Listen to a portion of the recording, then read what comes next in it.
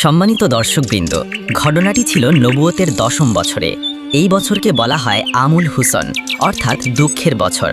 কারণ এই বছরই আমাদের প্রিয় নবী সাল্লাল্লাহু আলাইহি ওয়াসাল্লামের প্রিয় চাচা হজরত আবু তালিব এবং প্রাণপ্রিয় স্ত্রী হজরত খাদিজা রাদিয়াল্লাহু আনহা ইন্তেকাল করেন। এই দুই মহান ব্যক্তি ছিলেন তার সবচেয়ে বড় আশ্রয় ও সান্ত্বনা। তাদের ইন্তেকালের পর মক্কার কাফেররা হুজুরের উপর আরও বেশি জুলুম ও নির্যাতন শুরু করে। তাই হুজুর সাল্লাল্লাহু আলাইহি ওয়াসাল্লাম মক্কার অত্যাচার থেকে কিছুটা মুক্তির আশায় শওয়াল মাসে নবুয়াতের 10ম বছরে তায়েফ যাত্রা করেন। তার ধারণা ছিল হয়তো তায়েফের মানুষরা হেদায়েত গ্রহণ করবে এবং ইসলামের প্রতি সহানুভূতিশীল হবে। তিনি তার আজাদ করা দাস হজরত জায়েদ বিন হারিসা রাদিয়াল্লাহু আনহুকে সঙ্গে নিয়ে দাওয়াতের উদ্দেশ্যে তায়েফ যান। তারা তায়েফের শাসক গোষ্ঠীর সাথে সাক্ষাৎ করেন, যারা ছিল তার নানার দিকের আত্মীয়। সেই সময় তায়েফে অমর বিন উমায়েরের 3 পুত্র আবদে ইয়ালিল, মাসুদ এবং হাবিব শাসক ছিলেন। তারা ছিল বনু সাকিব গোত্রের মানুষ। রাসূলুল্লাহ সাল্লাল্লাহু আলাইহি ওয়াসাল্লাম এদেরকে ইসলামের দাওয়াত দেন এবং সহযোগিতা কামনা করেন। তিনি সেখানে টানা 10 দিন অবস্থান করে তাদেরকে বোঝানোর চেষ্টা করেন, কুফর ও শিরক ত্যাগ করে ঈমান গ্রহণের আহ্বান জানান। কিন্তু 3 জনই অত্যন্ত উদ্ধত্তপূর্ণ এবং অবমাননাজনক জবাব দেয়। প্রথমজন বলল, আল্লাহ কি তোমার মতো একজন ছাড়া আর কাউকে পাননি নবী বানানোর জন্য? দ্বিতীয়জন বলল, কাবা শরীফের জন্য এর চেয়ে বড় অপমান আর কি হতে পারে যে তোমার মতো কেউ নবী হওয়ার দাবি করছে? তৃতীয়জন বলল, আমি তোমার সাথে কথা বলবো না। যদি তুমি সত্যবাদী হও তবে তোমার সাথে কথা বলার ভয়ে ভয়ে আদবের খেলাফ, আর যদি তুমি মিথ্যাবাদী হও তবে তুমি কথা বলার যোগ্যই নও। উল্লেখিত সর্দাররা শুধু হেদায়েত গ্রহণ করতে অস্বীকার করেনি, বরং তারা রাসূল সাল্লাল্লাহু আলাইহি ওয়াসাল্লামকে তায়েফ শহর থেকে বের করে দেয়। কিন্তু দুর্ভাগ্যজনকভাবে তারা এখানেই থেমে থাকেনি। তারা তায়েফের উশৃঙ্খল ও বখাটে ছেলেদের উস্কে দেয়, যেন তারা রাসূলুল্লাহ সাল্লাল্লাহু আলাইহি ওয়াসাল্লামের পেছনে লেগে যায়। তাকে পাথর ছুঁড়ে আহত করে এবং উপহাস করে। ফলে রাস্তা দিয়ে যাওয়ার সময় তারা তার উপর পাথর নিক্ষেপ করতে শুরু করে। এত পাথর ছোড়া হয়েছিল যে হুজুর সাল্লাল্লাহু আলাইহি ওয়াসাল্লাম গুরুতরভাবে আহত হয়ে পড়েন। যখন আঘাতের তীব্রতায় তিনি বসতে পারতেন, তখন ওই দুর্বৃত্তরা তার বাহু ধরে জোর করে দাঁড় করাতো এবং আবারও পাথর ছুটতে শুরু করত। তারা উচ্চস্বরে অট্টহাসও করত। রাসূলুল্লাহ সাল্লাল্লাহু আলাইহি ওয়াসাল্লামের পবিত্র শরীর রক্তে রঞ্জিত হয়ে যায় এবং তার জুতো রক্তে ভরে যায়। যখন তিনি হাঁটতে শুরু করতেন, তখনও তারা পেছন থেকে পাথর মারত। এর সাথে সাথে তাকে গালি দিত এবং বিদ্রূপ করে আওয়াজ করত। এই হৃদয় বিদারক মুহূর্তে তার সাথী হজরত জায়েদ বিন হারিসা রাদিয়াল্লাহু আনহু তাকে রক্ষা করার আপ্রাণ চেষ্টা করতে থাকেন। তিনি তার শরীর দিয়ে রাসূলুল্লাহ সাল্লাল্লাহু আলাইহি ওয়াসাল্লামকে আড়াল করার চেষ্টা করেন, যেন যতটা সম্ভব পাথর তার গায়ে লাগে। এই চেষ্টায় হজরত জায়েদ রাদিয়াল্লাহু আনহুর মাথাও গুরুতরভাবে আহত হয়। আর হুজুর সাল্লাল্লাহু আলাইহি ওয়াসাল্লামের পায়ের জখম এতই গভীর ছিল যে সেখান থেকে রক্ত ঝরতে থাকে। মারাত্মক আহত অবস্থায় রাসূলুল্লাহ সাল্লাল্লাহু আলাইহি ওয়াসাল্লাম তায়েফ থেকে বের হয়ে পড়েন এবং বনি রাবিয়া গোত্রের একটি বাগানে আশ্রয় নেন। এটি ছিল উতবা ইবনে রাবিয়া এবং সায়বা ইবনে রাবিয়ার মালিকানাধীন। সেখানে একটি গাছের নিচে তিনি আশ্রয় গ্রহণ করেন। হুজুর সাল্লাল্লাহু আলাইহি ওয়াসাল্লাম ছিলেন গভীর শোকাহত, শারীরিকভাবে আহত এবং মানসিকভাবে ভেঙে পড়া এক অবস্থা। সেই নির্জন কষ্টভরা মুহূর্তেই তিনি এক অসাধারণ ও হৃদয় বিদারক দোয়া করেন, যা ইতিহাসে দোয়ায়ে তায়েফ বা দোয়ায়ে মুস্তাগাদ্দিন নামে প্রসিদ্ধ। এই দোয়ার প্রতিটি বাক্য বিনয়, নম্রতা ও গভীর আত্মসমর্পণের নিদর্শন। এই দোয়া থেকেই বোঝা যায় তায়েফবাসীর অবমাননা ও নির্যাতনে তিনি কতটা ব্যথিত হয়েছিলেন। রাসূলুল্লাহ সাল্লাল্লাহু আলাইহি ওয়াসাল্লাম বলেন, হে আল্লাহ, আমি তোমার কাছেই আমার দুর্বলতা, অসহায়ত্ব এবং মানুষের চোখে আমার তুচ্ছতার অভিযোগ জানাই। হে দয়াময়, তুমি দুর্বলদের আশ্রয় এবং তুমি আমার রব। তুমি আমাকে কার কাছে সঁপে দিচ্ছ? এমন কারো হাতে যে অচেনা এবং আমার ওপর কঠোর আচরণ করে, নাকি এমন শত্রুর হাতে যার ওপর তুমি আমার ব্যাপারে কর্তৃত্ব দিয়েছ? যদি আমার প্রতি তোমার কোনো রাগ বা অসন্তুষ্টি না থাকে, তবে আমি কষ্টের কোনো পরোয়া করি না। কিন্তু তোমার পক্ষ থেকে শান্তি ও নিরাপত্তা আমার জন্য সবচেয়ে প্রশস্ত আশ্রয়। আমি তোমার সেই পবিত্র চেহারার নূরের আশ্রয় চাই, যার আলোতে সমস্ত অন্ধকার দূর হয় এবং যার কারণে দুনিয়া ও আখিরাতের সব কিছু সুব্যবস্থিত রয়েছে। যেন তুমি আমার প্রতি রুষ্ট না হও, যেন তোমার গাজাব আমার ওপর আপতিত না হয়। আমি কেবল তোমার সন্তুষ্টির জন্যই চেষ্টা চালিয়ে যাব, যতক্ষণ না তুমি সন্তুষ্ট হও, আর তোমার ছাড়া কারো মধ্যে নেই কোনো শক্তি কিংবা ক্ষমতা। এই সময় আল্লাহ তাআলা হযরত জিবরাইল আলাইহিস সালামকে অবতরণ করালেন। জিবরাইল আলাইহিস সালাম একটি মেঘের ছায়ায় এসে উপস্থিত হন এবং আর্জ করেন, হে মোহাম্মদ সাল্লাল্লাহু আলাইহি ওয়া আলিহি ওয়াসাল্লাম, আল্লাহ তাআলা আপনার জাতির কথা শুনেছেন এবং তাদের আচরণও দেখেছেন। আল্লাহ তাআলা আপনার কাছে পাহাড়ের ফেরেশতাকেও পাঠিয়েছেন। আপনি চাইলে তাকে নির্দেশ দিতে পারেন।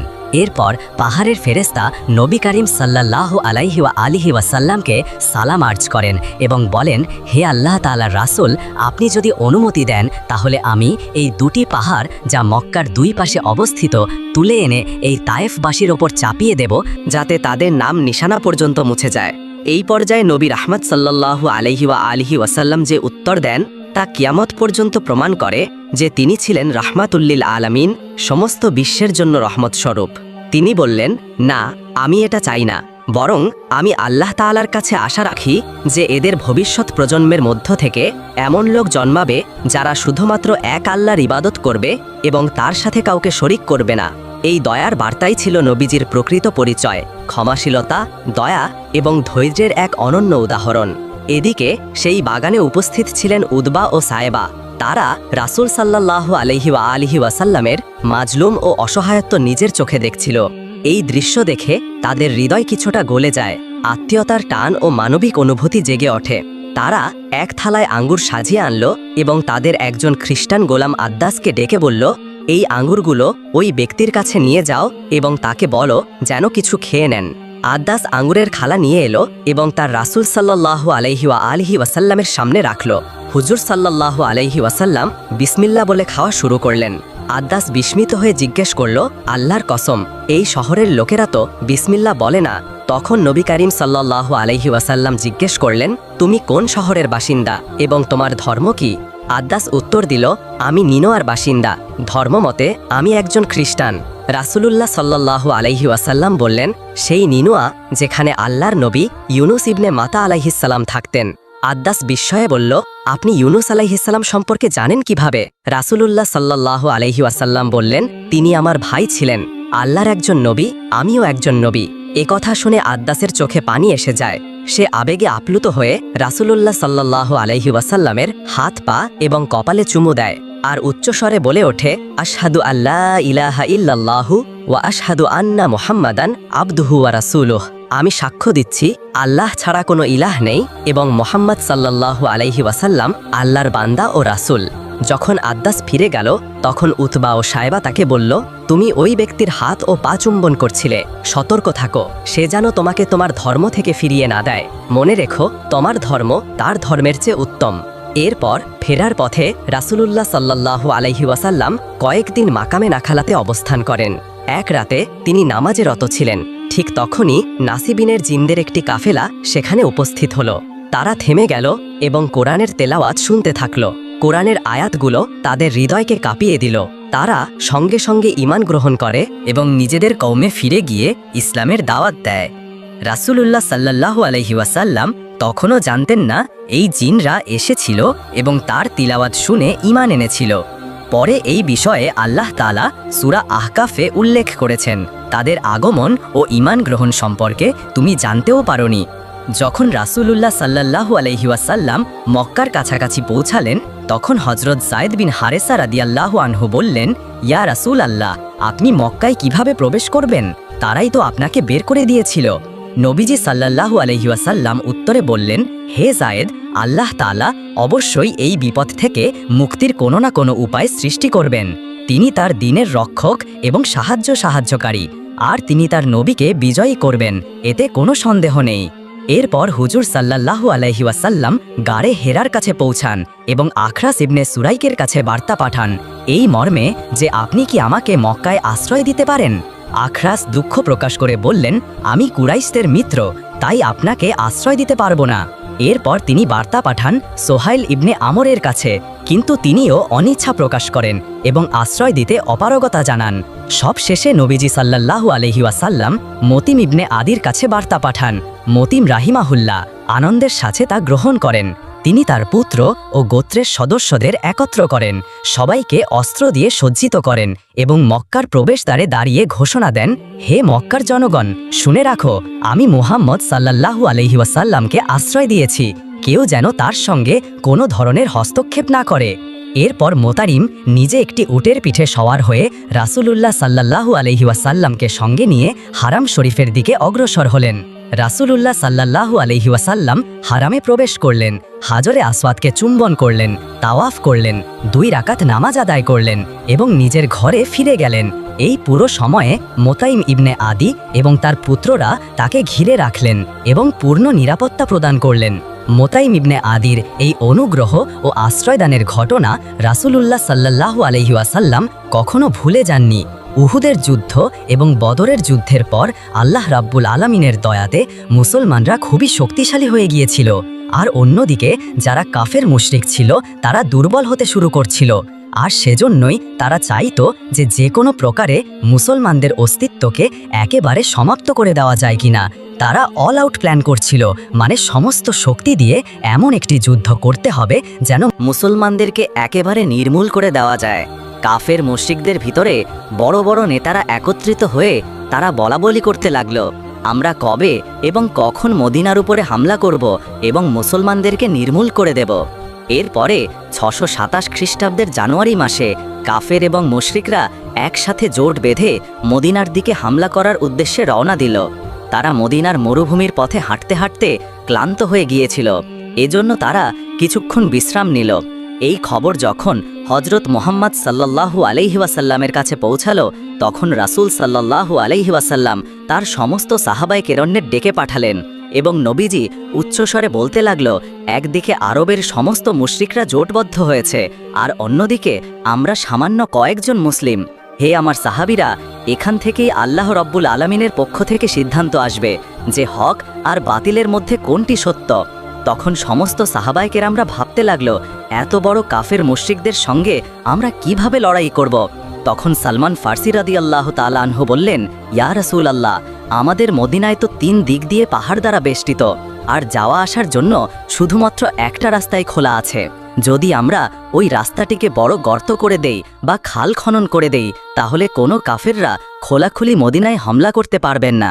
হজরত সালমান ফার্সি রাদিয়াল্লাহু তাআলা আনহুর কথা শুনে নবীজি সাল্লাল্লাহু আলাইহি ওয়াসাল্লাম তখন বললেন, হে আমার সাহাবীগণ, তোমরা সকলেই যার যার মতো করে কাজে লেগে পড়ো এবং ওখানে বড় একটি খাল খনন করে দাও, যাতে কাফের মুশরিকরা সরাসরি মদিনায় হামলা করতে না পারে। এরপরে আল্লাহ রাব্বুল আলামিনের দয়াতে সমস্ত সাহাবায়ে কেরামরা মিলে শেষ পর্যন্ত মদিনাকে হেফাজত করার জন্য 4.5 কিলোমিটার লম্বা ও 4 মিটার গভীর একটি খাল খনন করল। খন্দকের যুদ্ধে কাফের মুশরিকরা মুসলমানদের বিপক্ষে আবু সুফিয়ান তৎকালীন বিশ্বের সবচেয়ে বড় বীর ওমর বিন মারহাবকে নিয়ে এসেছিল। আরবের বড় বড় পালোয়ানেরা পর্যন্ত ওমর বিন মারহাবকে দেখে ভয় পেত। আর এত সব পালোয়ান সহ তারা মদিনার কাছে এসে দেখল মদিনার প্রবেশপথে একটি বড় খাল খনন করা হয়েছে, যা দেখে তারা ভীষণ অবাক হলো এবং ওমর বিন মারহাব বলল, এত বড় খন্দক এত সামান্য কয়েকজন মানুষ কেমন করে খুঁড়েছে? এবার আমরা মদিনার উপরে কিভাবেই বা আক্রমণ করব? এরপরে তারা 6 সপ্তাহ পর্যন্ত মদিনার বাইরে এসে অপেক্ষা করতে থাকল সুযোগের জন্য। এরপরে ওমর বিন মারহাব বলল, এটা আমাদেরকে অপমান করার জন্য করা হয়েছে, আর আমি এখানে খালের পাড়ে বসে মদিনাবাসীর জন্য অপেক্ষা করতে পারবো না। আমি এখনই খাল টপকিয়ে মদিনায় ঢুকছি। তোমরা যদি আমার সঙ্গে কেউ যেতে চাও তাহলে আসতে পারো, আর যদি কেউ না যেতে চাও তাহলে তোমরা এখানেই থেকে যাও। আমি দেখছি কিভাবে মদিনাবাসী আমার হাত থেকে বেঁচে যায়। সে মদিনায় প্রবেশ করল খাল টপকিয়ে। তারপর জোরে জোরে চিৎকার করে তখন বলতে লাগলো, হে মুসলমান মিথ্যাবাদী কাপুরুষেরা, যদি কারোর ক্ষমতা থাকে তাহলে বের হয়ে আসো আমার সঙ্গে মোকাবেলা করতে, অথবা আমার হাতে হত্যা হয়ে যাও। ওমর বিন মারহাবের এই চিৎকারের গর্জনে সমস্ত সাহাবায়ে কেরামরা নিজেদের চক্ষু দৃষ্টিকে নিচু করে রাখল আর চুপ থেকে গেল। তখনই হজরত আলী রাদিয়াল্লাহু তাআলা আনহুর সোজা হয়ে দাঁড়ালেন আর বললেন, ইয়া রাসূলুল্লাহ, আপনি আমাকে অনুমতি দেন, আমি সেখানে যাব এবং ওমর বিন মারহাবকে কতল করে আসব। রাসূল সাল্লাল্লাহু আলাইহি ওয়াসাল্লাম তখন বললেন, হে আলী, তুমি বসে পড়ো। তুমি কি দেখতে পাচ্ছ না তোমার সামনে কে আছে? তোমার সামনে বিশ্ববিখ্যাত পালোয়ান ওমর বিন মারহাব আছে, যার সঙ্গে তুমি মোকাবেলা করতে পারবে না, কেননা তুমি এর মোকাবেলাকারী নও আর তোমার বয়সও এখনো কম। সেই সময়ের শেরে খোদা হজরত আলী রাদিয়াল্লাহু তাআলা আনহুর বয়স মাত্র 23 বছর ছিলেন। তারপর ওমর বিন মারহাব আবারও চিৎকার করে বলতে থাকে, হে মুসলমান কাপুরুষের দল, তোদের সেই জান্নাত কোথায় যেটির দাবি করিস? হেরে যাবি বলে মাথা নত করিস, লজ্জা করে না? তোরা শহীদ হলেই জান্নাতে চলে যাবি। তোদের মধ্যে কি এমন একজনও নেই যে জান্নাতের সুঘ্রাণ পেতে চায়? তখন মুসলমানদের মধ্যে বড় বড় বাহাদুর পালোয়ান বসা ছিল, যারা কেউ নড়াচড়া করছিল না, সবাই চুপ ছিল। কিন্তু আবারও বসে থাকতে পারলেন না শেরে খোদা হজরত আলী রাদিয়াল্লাহু তাআলা আনহু। আবারও সোজা হয়ে দাঁড়িয়ে রাসূল সাল্লাল্লাহু আলাইহি ওয়াসাল্লামকে বলল, ইয়া রাসূলুল্লাহ, আপনি আমাকে শুধুমাত্র অনুমতি দেন, আমি এই জালিম শয়তানের মুখ বন্ধ করে ছাড়ব। তখন রাসূল সাল্লাল্লাহু আলাইহি ওয়াসাল্লাম বললেন, হে আলী, তুমি বসে যাও, তুমি কি দেখতে পাচ্ছ না তোমার সামনে ওমর আছে? এরপরে রাসূল সাল্লাল্লাহু আলাইহি ওয়াসাল্লাম নিজেই বললেন, কে এমন আছো যে এই কাফেরের মুখ বন্ধ করবে? এমন এমন কথা শুনে সবাই নিজের নজরকে নিচের দিকে রাখল আর সবাই তখন বলতে লাগলো, ইয়া রাসূলুল্লাহ, আপনি কি জানেন না এই ওমর বিন মারহাব এক হাতে উটের বাচ্চাকে ধরে রাখে আর অন্যদিকে শত শত শত্রুদের উপরে একসাথে তরবারি চালায়? এই শয়তানের সাথে কে লড়াই করতে পারবে? এরই মধ্যে হজরত আলী রাদিয়াল্লাহু তাআলা আনহু সদীর্ঘে তৃতীয়বারের মতো দাঁড়িয়ে গেলেন আর বলতে লাগলেন, হে আমার আকা, আপনি শুধুমাত্র আমাকে অনুমতি দিন, আমি এই কাফেরের মুখ চিরতরে বন্ধ করে দিব। তৃতীয়বার বলার পর হজরত আলী রাদিয়াল্লাহু তাআলা আনহুকে রাসূল সাল্লাল্লাহু আলাইহি ওয়াসাল্লাম যাওয়ার অনুমতি দিলেন এবং হজরত আলী রাদিয়াল্লাহু তাআলা আনহুকে বললেন, হে আলী, আমি যেন এটা শুনতে না পারি যে আমার আলী পরাজিত হয়ে আসছে, আমি যেন এটাই শুনি যে আমার আলী বিজয় বেশে এসেছে। এরপরে রাসূল সাল্লাল্লাহু আলাইহি ওয়াসাল্লাম তাকে যাওয়ার অনুমতি দিলেন। অনুমতি পাওয়ার সঙ্গে সঙ্গে হজরত আলী রাদিয়াল্লাহু তাআলা আনহু এক হাতে ঢাল আর অন্য হাতে তরবারি নিয়ে ওমর বিন মারহাবের কাছে পৌঁছে গেল। ওমর বিন মারহাবের সমস্ত শরীর লোহা দ্বারা ঢেকেছিল, অর্থাৎ তার কাপড় ছিল লোহার তৈরিকৃত, এমনকি তার মাথার টুপিটাও ছিল লোহা দ্বারা তৈরিকৃত। ওমর বিন মারহাব হজরত আলী রাদিয়াল্লাহু তাআলা আনহুকে দেখে বলতে লাগলেন, তুমি আবার কে? হে যুবক, তুমি কেন এখানে মরতে এসেছ? এটা শুনে হজরত আলী রাদিয়াল্লাহু তাআলা আনহু বলতে লাগলেন, আমি কাররারে হায়দার, আমার মা আমার নাম রেখেছে কাররারে হায়দার। আপনাকে জানিয়ে রাখতে চাই, হায়দার খুবই শক্তিশালী দক্ষ একটি সিংহকে বলা হয়ে থাকে, আর কাররার বলা হয়ে থাকে ফিরে ফিরে আক্রমণকারীকে, আর এজন্যই হজরত আলী রাদিয়াল্লাহু তাআলা আনহুর এর উপাধি ছিল কাররারে হায়দার, অর্থাৎ ফিরে ফিরে আক্রমণকারী সিংহ। ওমর বিন মারহাব আবারও বলতে লাগলো, তুই যেমনভাবে এসেছিস বাছা, সেভাবেই ফিরে যা, কেননা আমি বাচ্চাদেরকে মারতে চাই না। হজরত আলী রাদিয়াল্লাহু তাআলা আনহু তখন বললেন, কিন্তু আমি তো তোকে মারতে এসেছি। এমন কথা শুনে ওমর বিন মারহাব খুবই রাগান্বিত হয়ে গেল আর সেজন্য এগিয়ে এসে হজরত আলী রাদিয়াল্লাহু তাআলা আনহুর ওপরে হামলা করল। হজরত আলী রাদিয়াল্লাহু তাআলা আনহুরের ঢালের ওপরে এত জোরে আঘাত করল যে তার ঢাল দুই টুকরো হয়ে তরবারির কিছুটা আঘাত হজরত আলী রাদিয়াল্লাহু তাআলা আনহুর ঘাড় মোবারকে ক্ষতবিক্ষত করে দিল। কিন্তু এবার হজরত আলী রাদিয়াল্লাহু তাআলা আনহু কাররারে হায়দার হলেন, অর্থাৎ ফিরে ফিরে হামলা করতে লাগলো। তিনি ঘুরে দাঁড়িয়ে ওমর বিন মারহাবের ওপরে এত জোরে